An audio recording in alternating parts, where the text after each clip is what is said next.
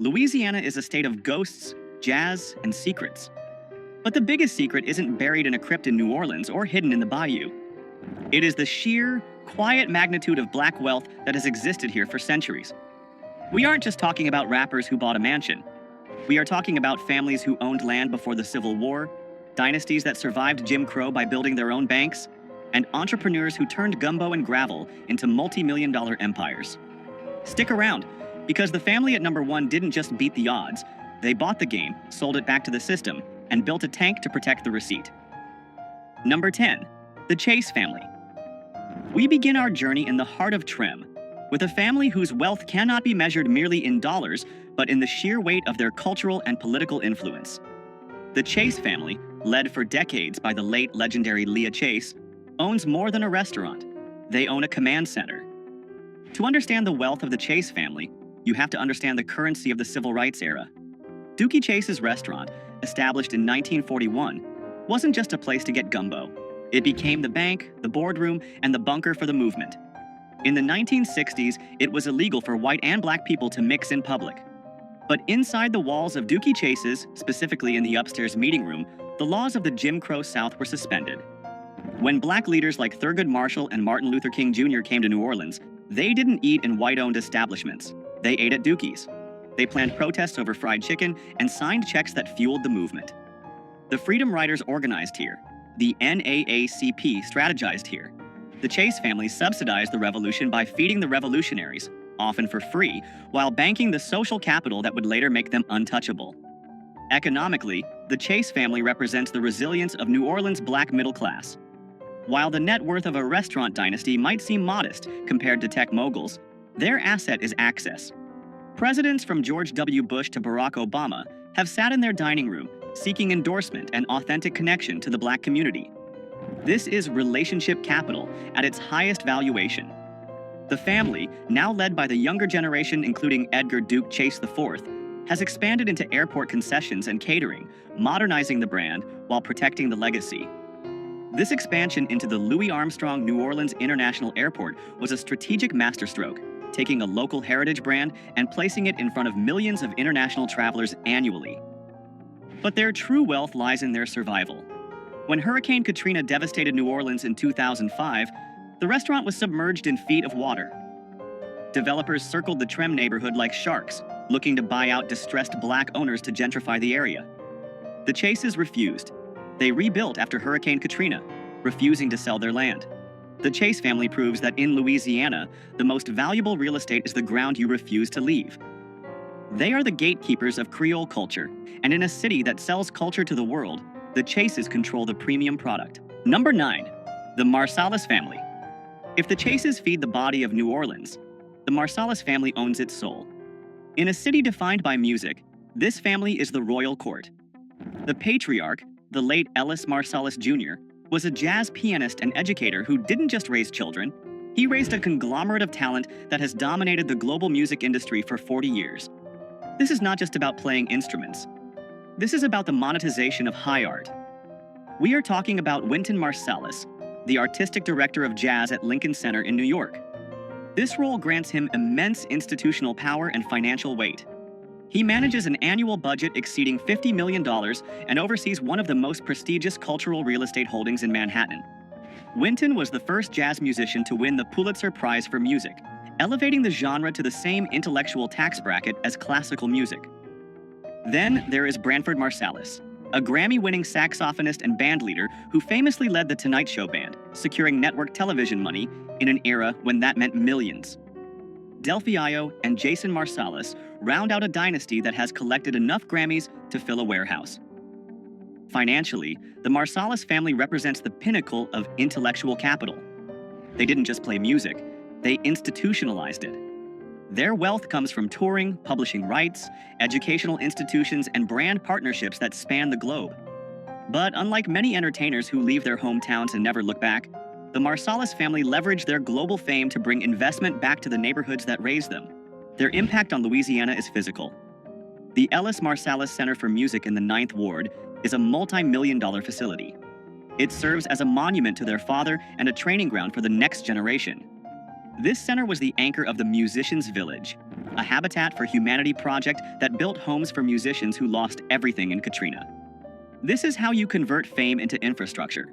In the hierarchy of Louisiana wealth, the Marsalis family proves that mastery of a craft, when executed at the highest level, creates a brand that outlasts any single business cycle.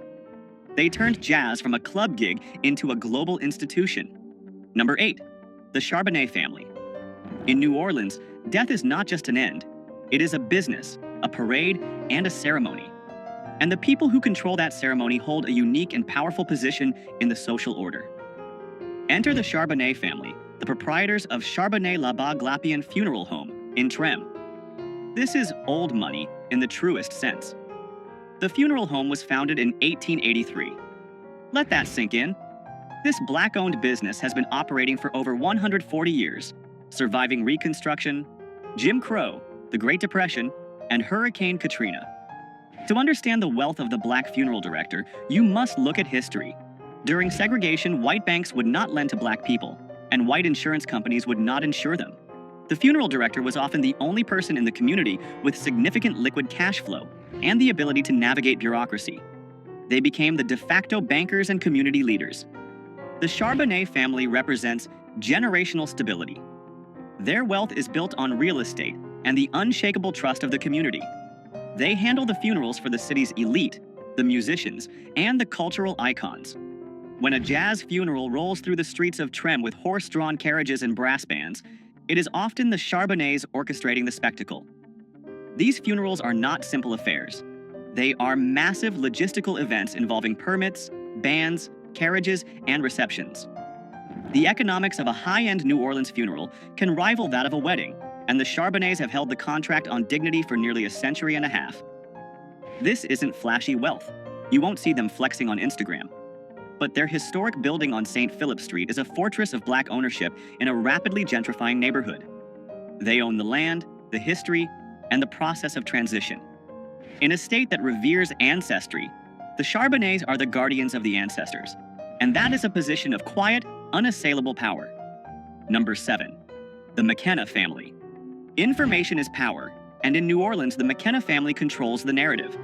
Dr. Dwight McKenna and his wife, Beverly Stanton McKenna, are a power couple who have built a diversified portfolio that bridges medicine, media, and history.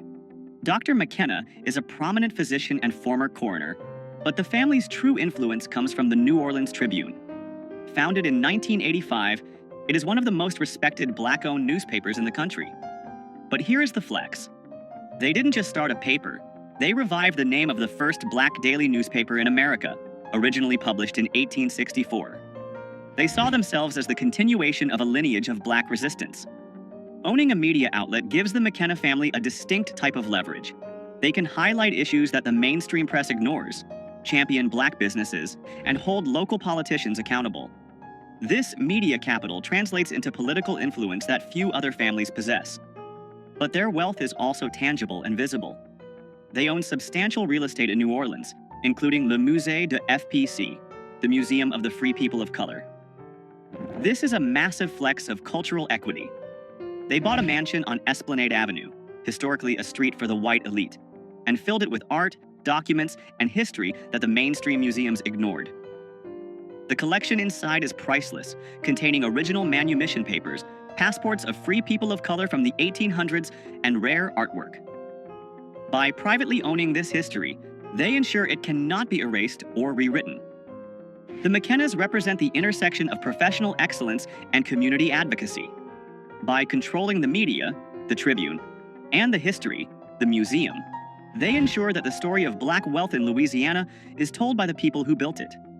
They are the intellectual guardians of the city, sitting on a portfolio of assets that preserve the past while generating income for the future. Number 6. The Coxum family. Now we move from old world influence to modern corporate dominance. If you drive through New Orleans, there is a good chance you are driving through the territory of Henry L. Coxum. Jr. Henry Coxum is not just a franchise owner, he is a mogul. As the head of Coxum Enterprises, he owns and operates a massive network of McDonald's restaurants across the region. But don't let the word franchise fool you. In the world of business, owning high-volume McDonald's locations in a major tourist city is akin to owning a gold mine. The barrier to entry for a McDonald's franchise is incredibly high, requiring significant liquid capital. Coaxum's wealth is built on operational scale. He started as a manager trainee in 1984 and bought his first store in 2002. Today, his organization employs hundreds of people and generates tens of millions in annual revenue. This is the power of systems. Coaxum doesn't have to invent a product. He executes a globally proven system with local precision. His power extends beyond the drive-thru. He sits on the boards of the city's most powerful institutions, influencing economic development and policy. He is a key player in the Business Council of New Orleans, a room where the city's economic future is often decided. When Hurricane Katrina destroyed his restaurants, Coaxum didn't retreat. He rebuilt, often opening his doors before the city had fully recovered to provide food and Wi-Fi to residents and relief workers. His flagship location on Canal Street is a symbol of Black corporate resilience. The Coaxum family proves that the path to extreme wealth often lies in taking a global system, like McDonald's, and executing it with such precision that you become a pillar of the local economy. He turned the Hamburger University training into a local economic empire. This is a perfect moment to talk about strategy. Henry Coaxum didn't invent the hamburger. He mastered the system of selling it. If you want to understand the franchise models and business systems that build this kind of predictable, scalable wealth, I've pinned a list of essential business strategy books and biographies right here on the screen. Click View Products to study the blueprints these moguls used. Number 5. The Henry Family. There are people who build buildings, and then there are people who decide where the buildings go. Troy Henry and his family fall into the second category. As the founder of Henry Consulting, Troy Henry is perhaps the most influential Black business strategist in Louisiana. This is technocratic wealth. Henry Consulting is a management firm that handles the heavy lifting for multi-million and billion-dollar projects. We are talking about the kind of deals that reshape skylines. Troy Henry has a background in engineering and corporate management at Fortune 500 companies like IBM and Enron before the crash, and he brought that high-level expertise back to New Orleans. His firm has been involved in massive undertakings, including the management of the Biodistrict New Orleans and the redevelopment of the World Trade Center New Orleans. These are complex, high-stakes public-private partnerships that require a mastery of engineering, finance, and politics. But the Henry family doesn't just earn fees, they own equity. They have stakes in real estate, fuel distribution, and development ventures. For example, they were key in the Bayou Sterling investments, aimed at bringing high-quality grocery retail to underserved neighborhoods. This is a strategy of doing good while doing well. What makes the Henry family so powerful is their ability to navigate the complex world of government contracts and private equity. They are the bridge between City Hall and Wall Street. When a new bridge needs to be built or a historic site redeveloped, the Henrys are often the ones drafting the blueprint and counting the zeros. They represent the modern suit-and-tie authority of Black Louisiana wealth.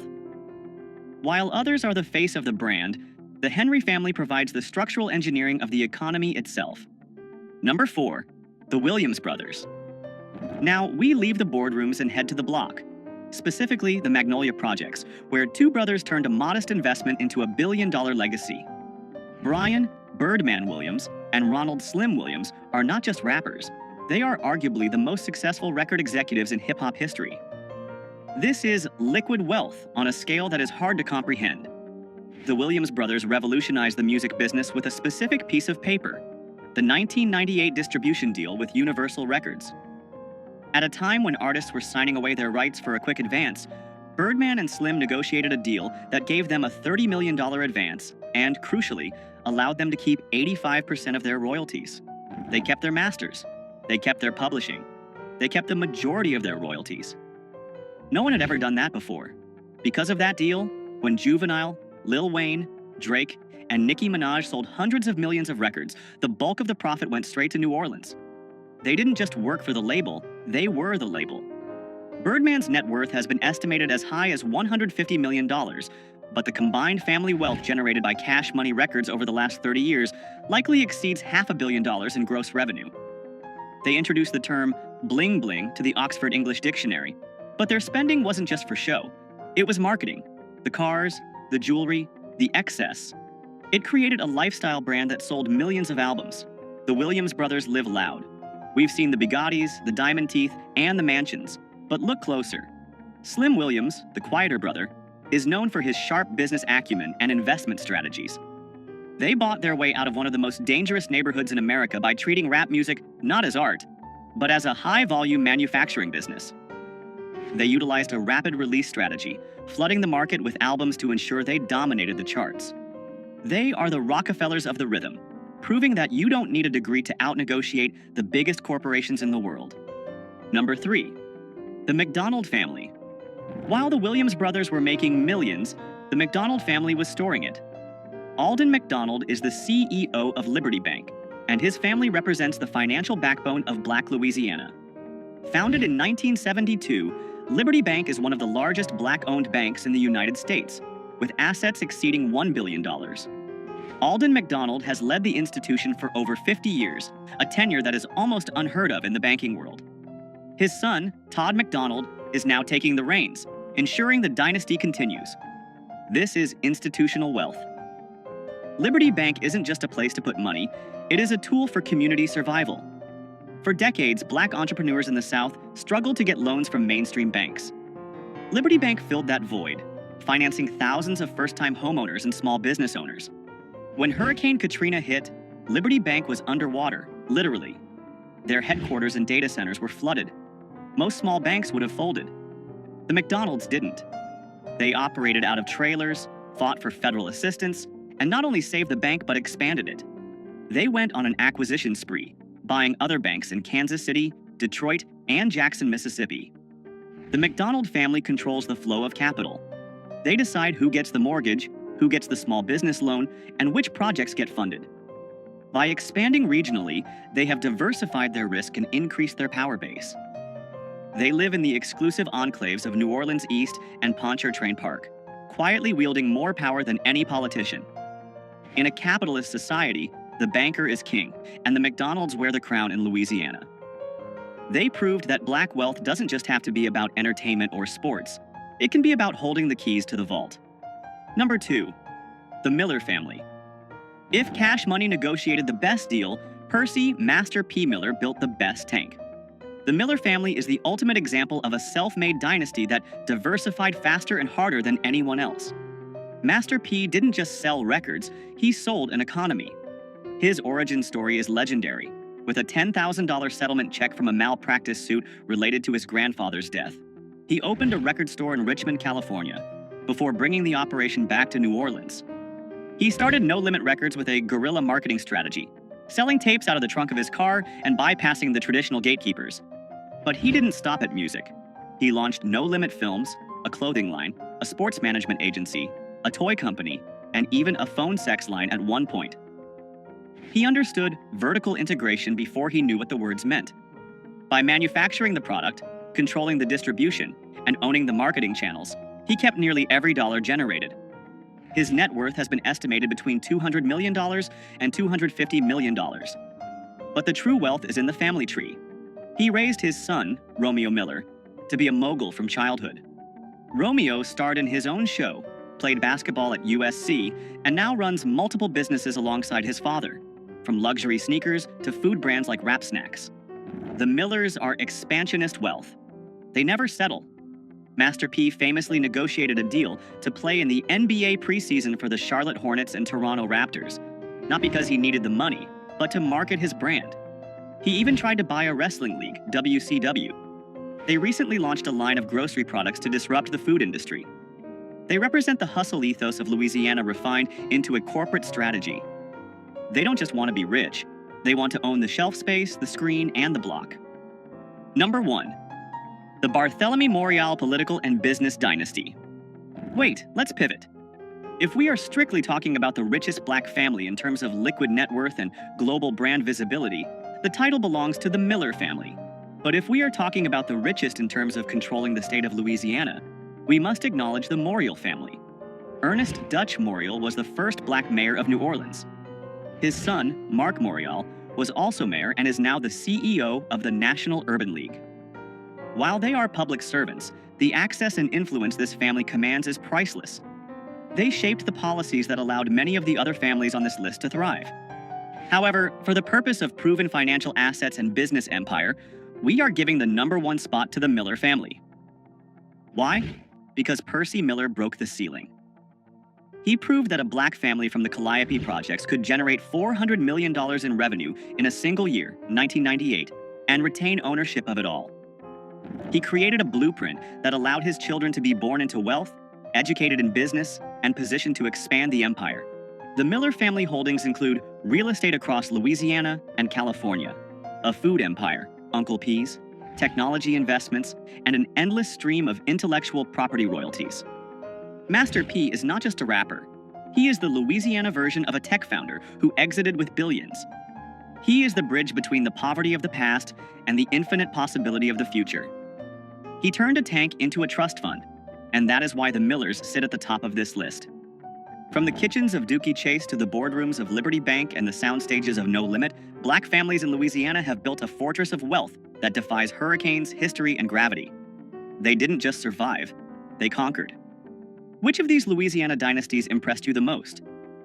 Was it the resilience of the Chase family or the sheer business genius of Master P? Let us know in the comments below. Subscribe to Black Status for more deep dives into the world of hidden wealth. I'll see you in the next one.